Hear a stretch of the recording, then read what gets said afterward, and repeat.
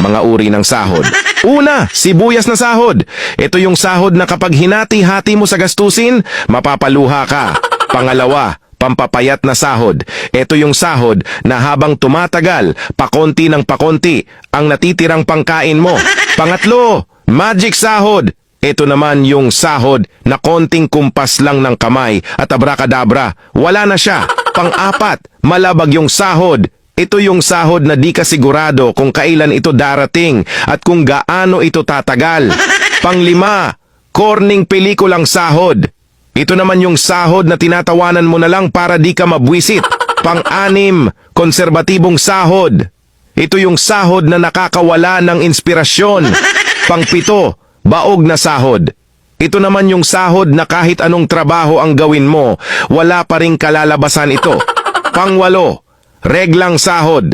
Ito yung sahod na isang beses isang buwan lang dumating at tumatagal lang ng 3 araw. Alin sa 8 ang sahod mo?